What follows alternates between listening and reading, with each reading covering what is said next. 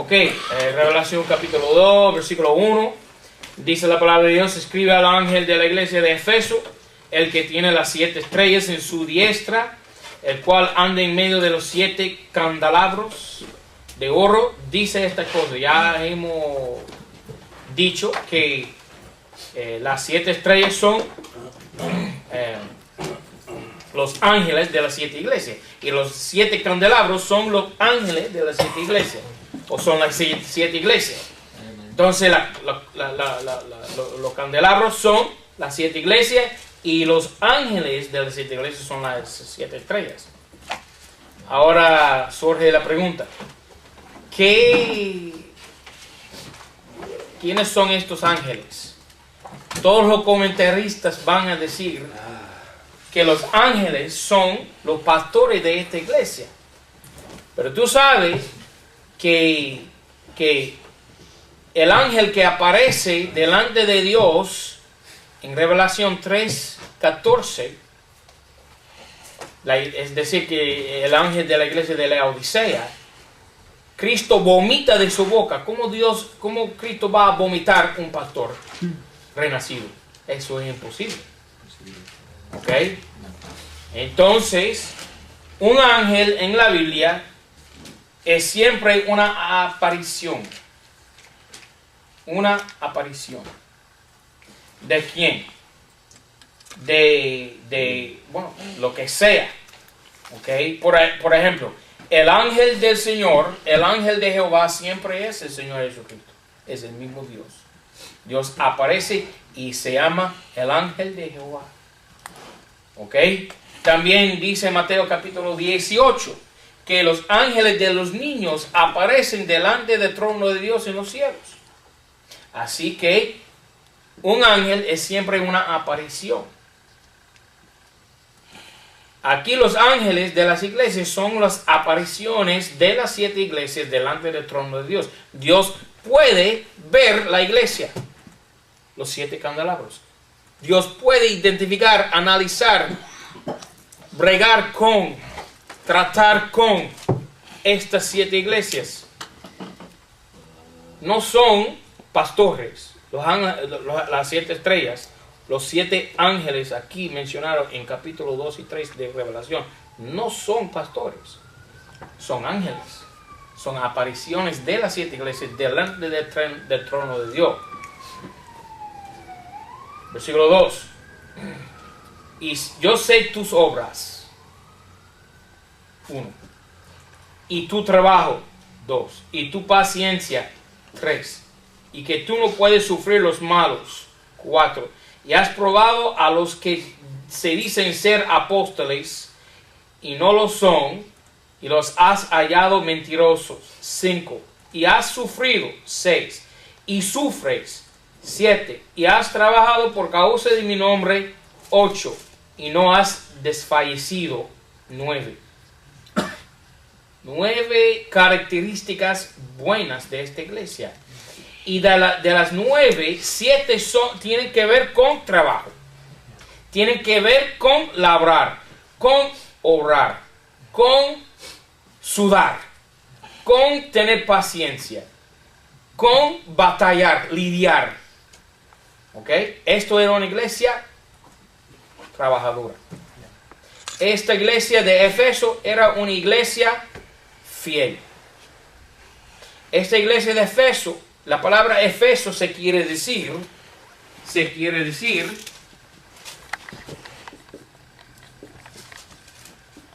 muy dedicado. Muy dedicado. Se quiere decir Efeso muy dedicado. Entonces esta iglesia era bien dedicada a la obra del Señor.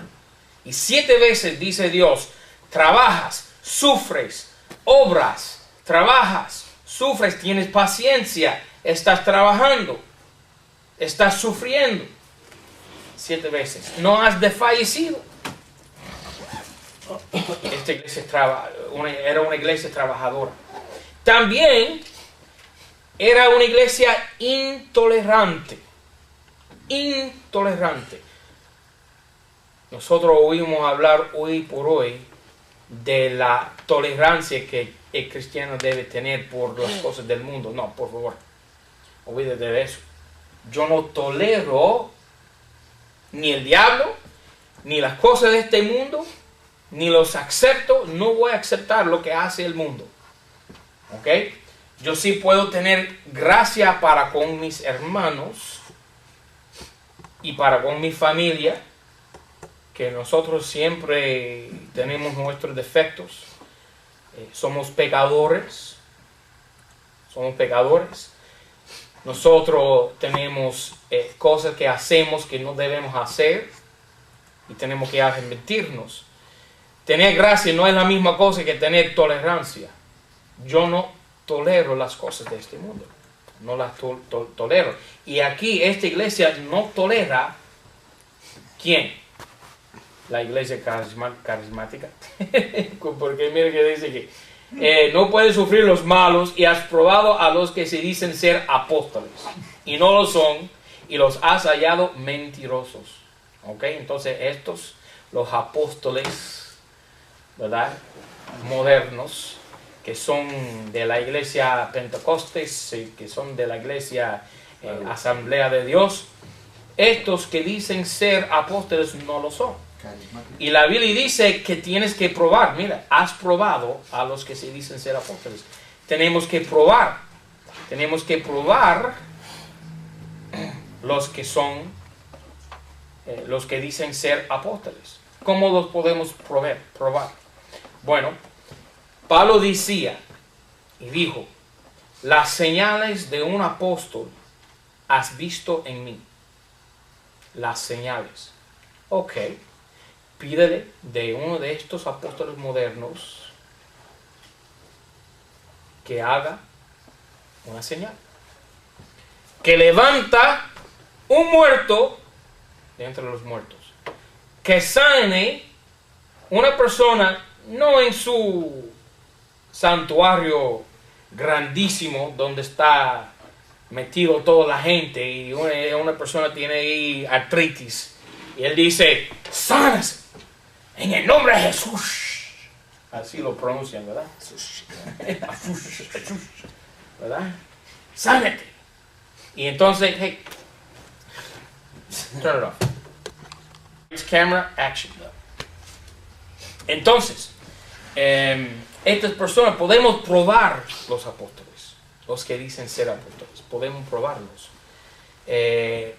Pídelos que hagan una señal, un milagro, y no lo pueden hacer porque son mentirosos, así como dice aquí, los has hallado mentirosos. Y has sufrido y sufres, que básicamente es decir la misma cosa, pero has sufrido es decir que has pasado por una prueba, has estado sufriendo, y aún en este mismo momento sufres, sigues sufriendo. ¿Ok? Entonces, muchas personas dicen, bueno, ok, yo he sufrido por el Señor, ahora merezco una vacación. ¿Ok? No. No mereces nada. ¿Ok? Yo no estoy en contra de tomar tus vacaciones. Estoy diciendo, decir que merezco una vacación no le conviene a nadie. Ningún cristiano debe decir eso. ¿Ok? Sigue sufriendo. Ahora, no estoy en contra de vacaciones. Yo disfruto con mi familia, ¿verdad? Jesucristo, él mismo estaba en el fondo del barco ahí dormido. ¿Ok? Hay tiempos de refrescarse. Hay tiempos de descansarse. Hay momentos que cuando una persona debe relajarse. Entiendo eso. Yo no estoy hablando de eso. Lo que estoy diciendo es que cuando un cristiano llega al momento de decir y jactarse para decir, no, yo merezco no sufrir más. Como esta iglesia aquí al lado dice, pare de sufrir, ¿verdad? Lo que están diciendo, mira, esta iglesia está sufriendo, ¿verdad? Y ellos están diciendo que no deben sufrir. Ahora, ¿quién tiene razón? ¿La iglesia de Efeso o esta iglesia, iglesia de Dios Universal que se llama Pare de Sufrir? ¿Quién tiene razón? Vamos a hacer una comparación. Tenemos esta iglesia bíblica aquí que está encomendado, que está, gracias hermano, que está, esta iglesia está exhortada por el Señor, por el ángel de esta iglesia, ¿ok? Por haber sufrido. Está encomendado. Y tenemos otra iglesia, este pila de payasos aquí, que dicen no sufrir, ¿ok? Tenemos esa iglesia, tenemos la Biblia. ¿Quién tú vas a creer? Elija tú, ¿ok? Dice, has sufrido y sufres y has trabajado por causa de mi nombre. Tenemos que trabajar por el Señor, no por la iglesia, no por el pastor, ¿okay? No por nosotros mismos. No estoy diciendo que no puedes trabajar y ganar dinero por la familia, eso no estoy diciendo. Estoy diciendo que cuando tú trabajas en lo espiritual, en el campo del Señor, estás trabajando por su nombre y para nadie más. ¿Ok? No por el pastor, no por la iglesia. En estos momentos hay personas que están diciendo, bueno, yo hice esto, y yo hice esto, y yo di este dinero. Y están reclamando todo lo que han hecho. ¿Ok? Reclámalo tú. Y entonces no puedes reclamarlo en el tribunal de Jesucristo. ¿Ok? Problema tuyo. ¿Ok? Lo que pongo en el plato es para el Señor. Nunca lo voy a volver a reclamar. A mí no me importa. Si yo pongo plato si yo pongo plata y el pastor roba el dinero y lleva a su familia, problema del pastor, ¿verdad? Porque yo di ese dinero, al Señor, es verdad. Yo di ese dinero al Señor. Entonces yo no voy a, lo que hago, lo hago por el Señor, por su nombre, dice aquí. No has desfallecido. Desfallecer puede ser morir, pero a la misma vez es desmayar. Desfallecer se quiere decir las dos cosas. Desfallecer. Es como un desmayo. Desaliento. Desánimo.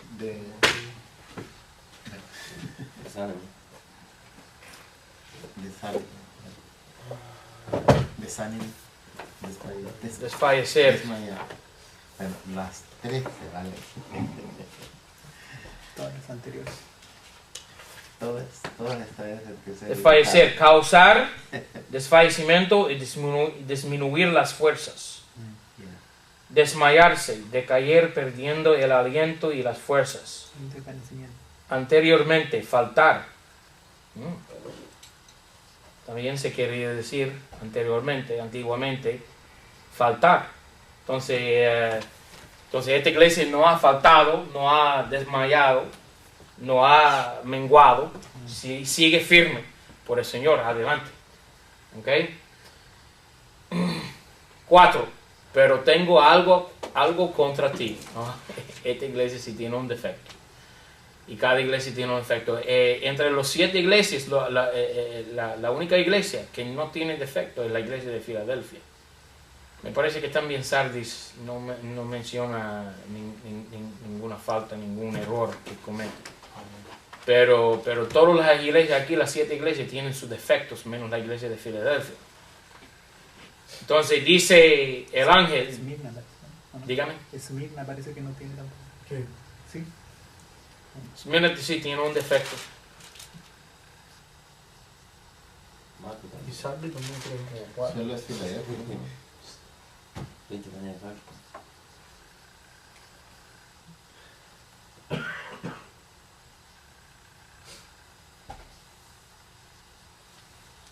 Thyatira. Esmirna. Sí, Esmirna tiene su defecto. Solamente Filadelfia. Los Nicolaitas, creo.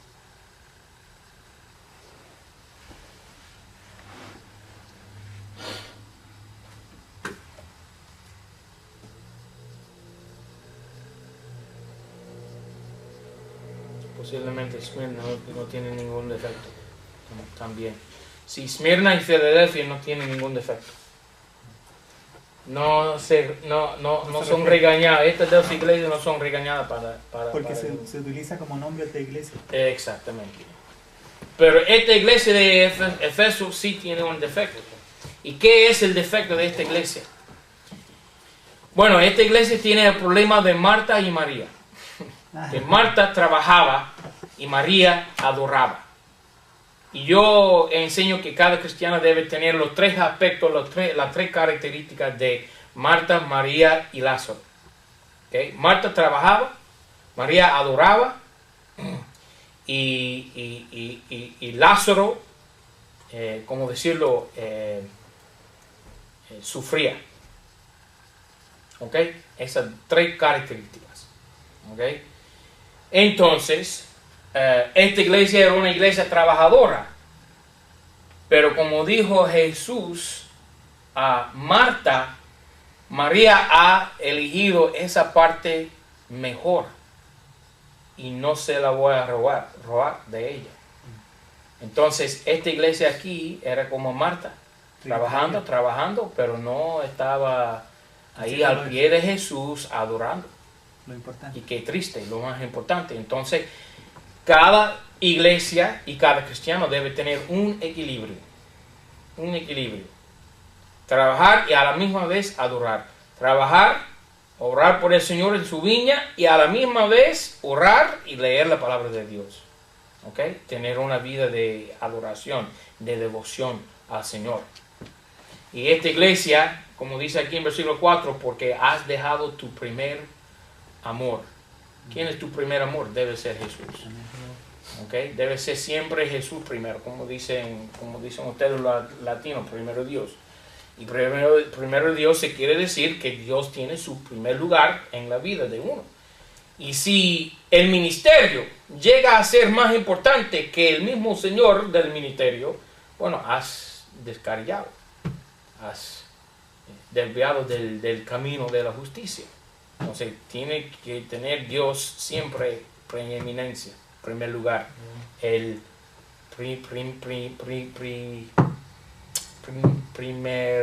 primerizo, ¿no? Preeminencia. 5. Por lo cual ten memoria de dónde has caído y arrepiéntete. Ok. Perder tu primer amor es caer. No caer de la gracia, como dicen los que creen en la pérdida de la salvación.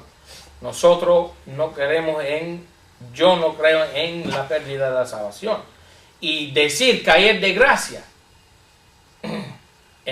aunque viene de la Biblia, no tiene nada que ver con perder la salvación. Go ahead, turn it off for a second. Entonces, caer de gracia no es lo que sucede aquí en este versículo. Ten memoria de dónde has caído. No es caer de la salvación, no es perder la salvación. Mira Gálatas 5. Gálatas 5. Distraerse. Verso 4.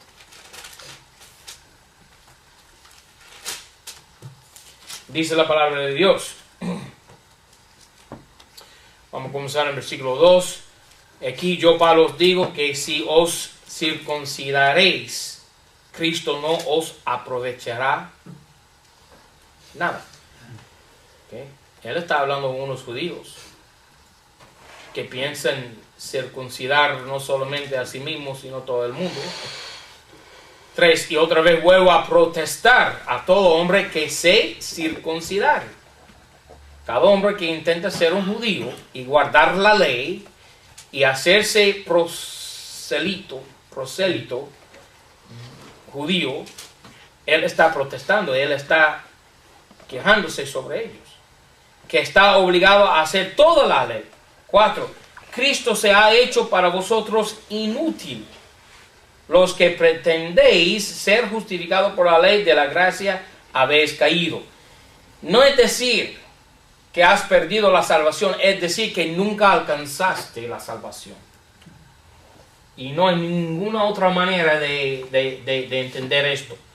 Los judíos intentan conseguir la salvación por medio de guardar la ley. Y dice Pablo, no puedes alcanzar la salvación por medio de la ley. Entonces, no es que has perdido la salvación, es decir que no has alcanzado la salvación, nunca la has tenido, nunca tuviste la salvación. ¿Ok? esto es el único lugar en el Nuevo Testamento donde menciona esta cosa que se llama caer de la gracia, y no tiene que ver con la pérdida de la salvación, tiene que ver con no alcanzar la salvación. Entonces, los que hablan de caer de la gracia, como queriendo decir perder la salvación, están fuera de orden y no han distribuido bien la palabra de verdad y no han interpretado bien la palabra de verdad. Revelación 2.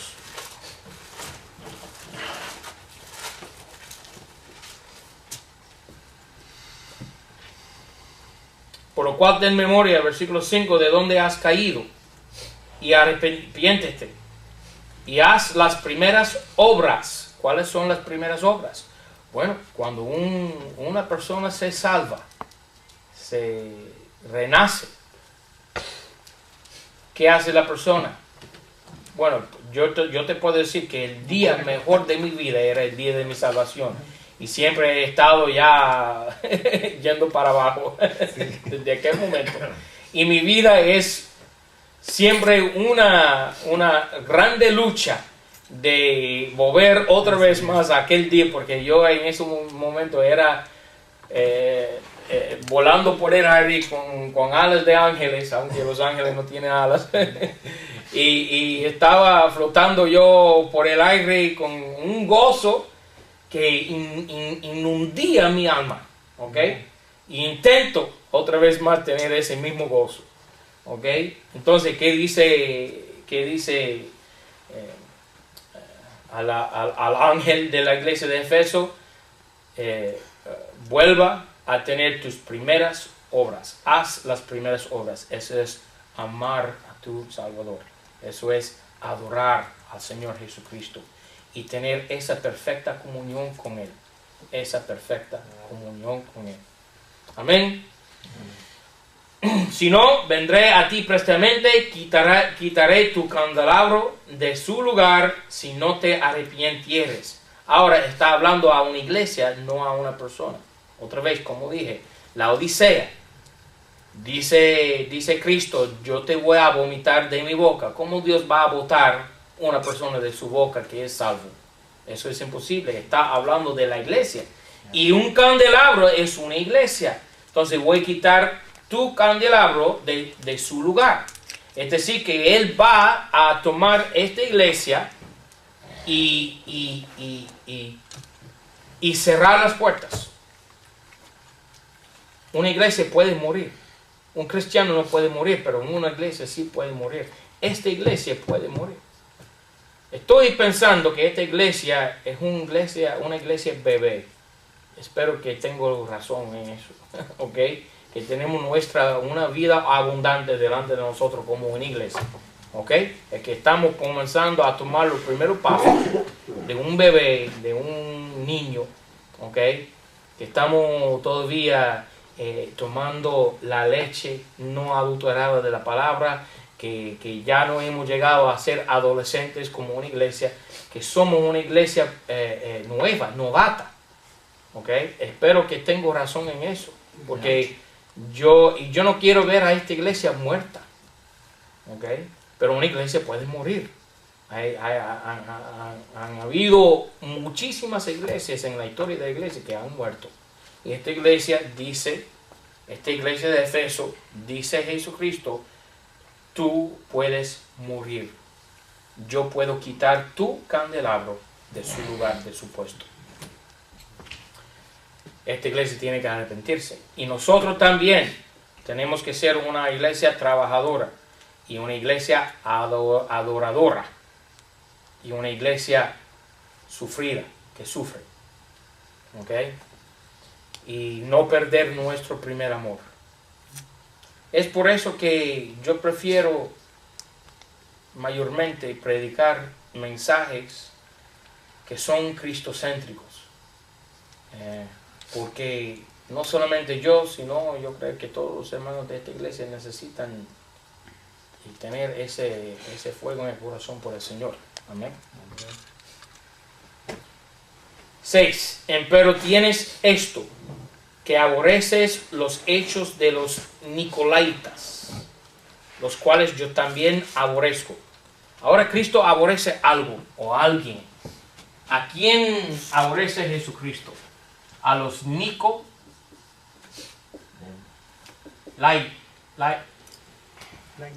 ¿Cómo se llama? Laitas. Ok. Ahora, Nico se quiere decir vencer. Es una palabra griega. Nico. Nico. Y laitas se quiere decir pueblo.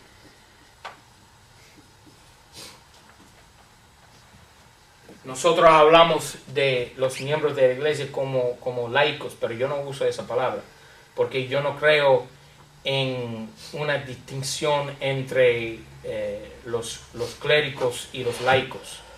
Yo no enseño distinción entre los dos grupos. Okay, aunque yo sea el pastor y el hermano Jorge es el pastor de esta iglesia, no estamos por encima de ustedes. Amén. Somos todos iguales y hermanos. Y nadie en esta iglesia, la única persona que me puede decir padre es hermana Rosalba. Okay, ella es la única persona, porque ella está robando, tú sabes. Pero yo no soy padre, yo soy hermano. Okay, entonces yo no creo en esta cosa que se llama laico. Pero la mayoría de las religiones de este mundo ponen distinción entre un pastor y los laicos, un padre y los laicos, un clérigo y los laicos, un sacerdote y los laicos, un cura y los laicos. Yo no pongo distinción. Y ellos lo hacen para poder vencer o tomar control de los hermanos, de los laicos. Yo no soy así. Viva tu vida y no me meto yo. ¿Ok? Si tú estás fuera de orden, la iglesia con influencia mía puede disciplinarte. ¿Ok? Si tú estás fuera de orden. Pero aparte de eso, yo no me meto en tu vida. ¿Ok? Porque yo no soy cura. Yo soy un hermano igual como tú. Y si yo ando en este mundo también fuera de orden, debe venir a mí para decirme, hermano, estas cosas no deben ser. Y también yo voy a decir la misma cosa a ti. ¿Ok? Lo que debes hacer y no, porque soy tu hermano y te amo. ¿Ok? Entonces, Cristo aborrece esta doctrina, vencer los laicos. Nicolaita se quiere decir vencer el pueblo. Y es exactamente lo que hace la Iglesia Católica. Toman control del pueblo y los manipulan. ¿Ok? Los aplastan, los tienen bajo yugo opresor. Y no debe ser así. ¿Ok? Cristo aborrece eso. ¿Ok? Otra vez más tenemos dos fuertes mensajes contra la iglesia carismática y la iglesia católica. Bueno, siempre que cuando abro la Biblia hay mensajes contra ellos. Y contra cualquier pastor bautista que también practica estas cosas. Vencer el laico. Mira, yo conozco muchos pastores bautistas que son así, que vencen los pueblos, que quieren tomar control y lo tienen así a los miembros de la iglesia en temor. ¿Ok? Yo quiero que ustedes estén en temor o tener miedo no de Jeff McCartney, sino de Cristo. Porque el Señor es suficiente para disciplinarte, castigarte. ¿Ok? Y yo no me voy a meter en eso. ¿Ok? Problema tuyo. ¿Ok? Siempre estoy aquí para ustedes. Amén. Así como yo sé que ustedes están aquí para mí.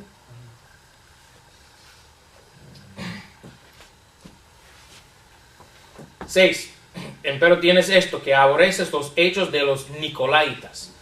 Yo aborrezco lo que hacen ellos. Los curas, los pastores que toman control, los cuales yo también aborrezco. 7. El que tiene oído, oiga lo que el Espíritu dice a las iglesias. Una persona puede oír y no escuchar, o escuchar y no oír. Dice Cristo, debes oír lo que estoy diciendo, lo que dice el Espíritu.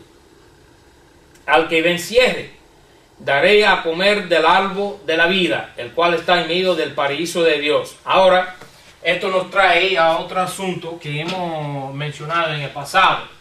Cuando Dios hizo la creación, cuando Dios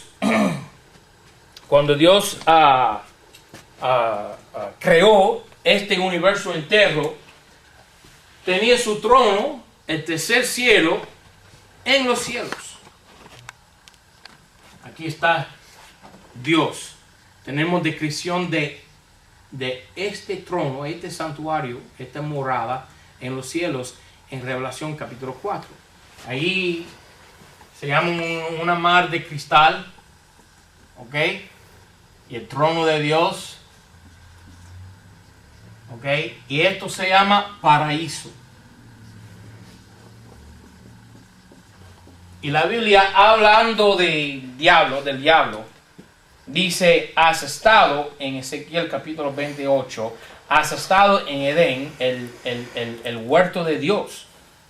Bueno, también el mismo pasaje dice que el diablo estaba cubriendo el trono de Dios. Es decir, que el paraíso estaba, el huerto de Edén estaba en el trono de Dios. Ahora, en la segunda creación, comenzando en Génesis capítulo 1, versículo 2, Dios pone su morada, su paraíso, el huerto de Edén, ¿dónde? Aquí en la tierra. En el medio de Edén estaba un árbol, el árbol de la vida. ¿Ok? Así que el paraíso se traspasa, se transfiere a la superficie de la tierra. O como dice la Biblia, la haz de la tierra. ¿Ok? Y ahí encontramos ¿quién? Adán. Pero Adán cae y se traspase, se transfiere otra vez más, se muda otra vez más el paraíso, el Edén, entrando en el centro, en el mismo medio de la tierra. Hay tres compartimentos en el infierno. Hay el mismo infierno, el Tártaro,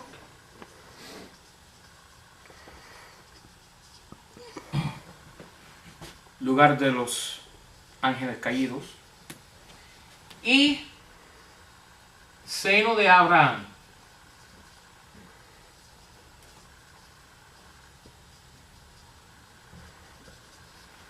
Así que el paraíso tiene tres nombres.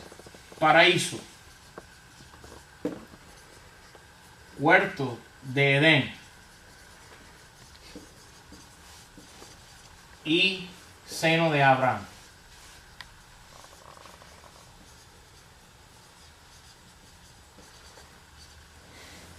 Porque Ezequiel, la Biblia dice en Ezequiel que Edén se ubica en el infierno, en el corazón de la tierra.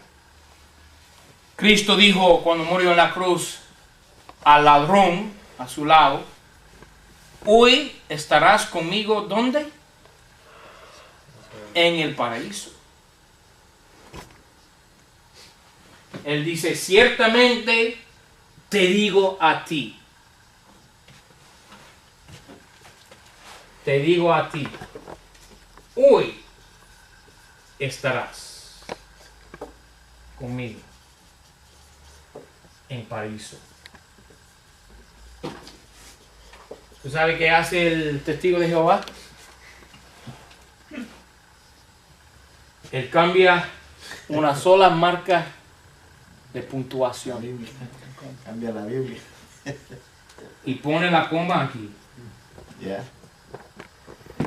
Ciertamente te digo hoy, estarás conmigo en el paraíso. Ya. ¿Ves lo cómo hizo? Pero Cristo no dijo, ciertamente te digo, hoy nadie habla así. Hoy te digo, no, por favor, nadie habla así. ¿Ok? Cristo dijo, ciertamente te digo a ti, coma, hoy estarás conmigo en el paraíso. Porque Cristo fue directamente al seno de Abraham, Amén. al infierno para predicar. Ya. ¿Ok? Ya. Entonces se llama ¿qué? Paraíso. El seno de Abraham se llama paraíso. Y Ezequiel Ezequiel dice que el paraíso, que es el paraíso que es el seno de Abraham, es también el huerto de Edén. Entonces, paraíso, tercer cielo, segundo cielo, infierno. Y Cristo baja y se levanta llevando cautivo la cautividad. Y ahora otra vez más el paraíso está ¿dónde? En el tercer cielo. En el tercer cielo. Así que el versículo 7 dice, al que venciere daré a comer del árbol de la vida, el cual está en medio del paraíso de Dios. Es decir, que un cristiano que muere en esto lo que se llama la época de la iglesia, óyeme bien, un cristiano que muere en esta cosa que se llama la época de la iglesia, ya tiene dentro de sí el árbol de la vida que es Jesucristo, y cuando llegamos al cielo tendremos el árbol de la vida morando en nuestro ser y vamos a comer de ese árbol. ¿Ok? Eso se llama antes de la venida de Jesucristo, porque en el milenio es otro asunto, es otra cosa. Mira que dice Revelación 22. Ahora vamos a ver lo que sucede en el milenio.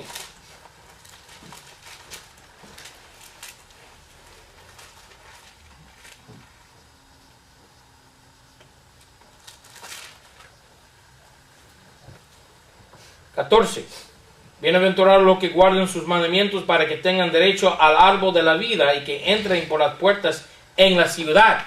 Otra vez más volverá el paraíso dando otro circuito para estar aquí por encima de la tierra.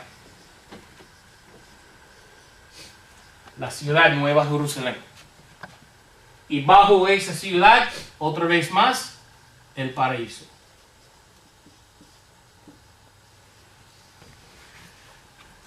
Con árbol de vida.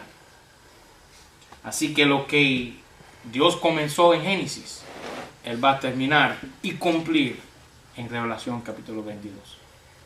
Es un circuito. ¿Ok? Volviendo a Revelación 2, versículo 8.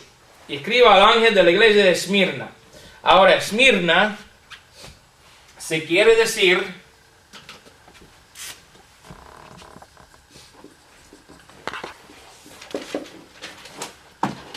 mira el perfume o incenso.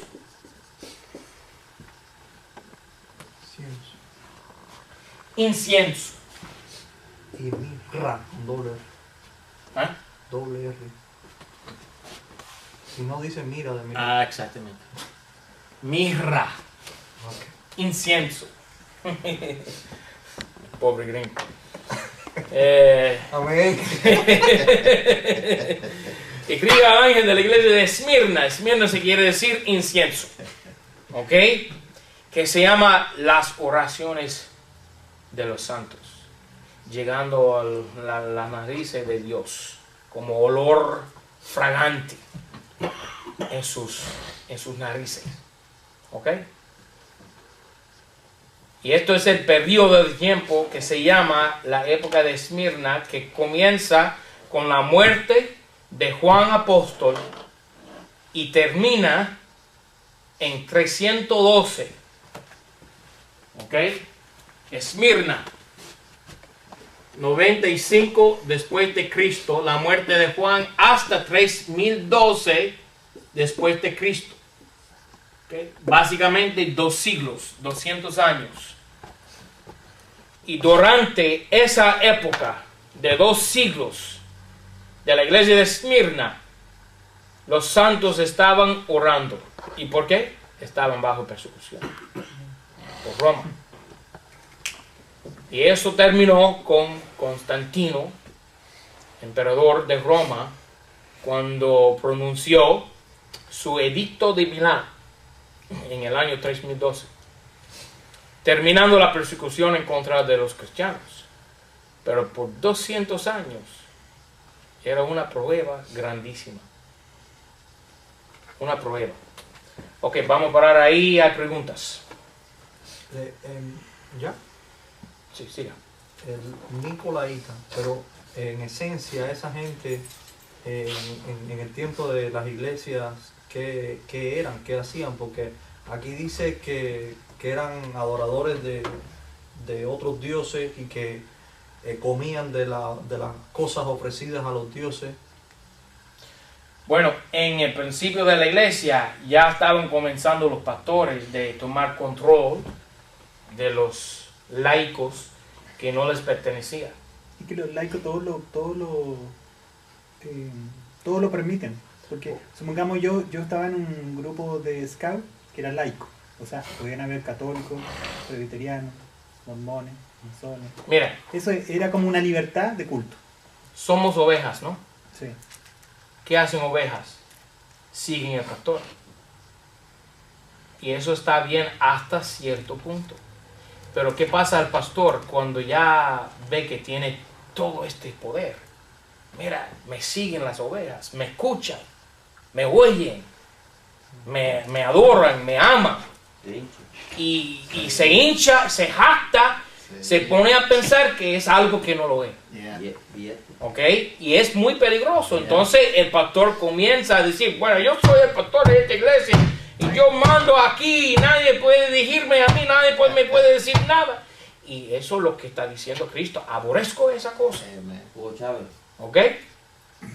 Hay un orden, hay un proceso para bregar con los hermanos que están fuera de orden. ¿Ok?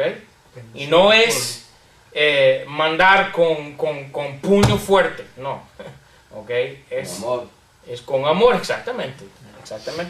Mira, yo no tengo que hacer nada, porque esta iglesia, cuando un hermano está fuera de orden, va a caer encima de él.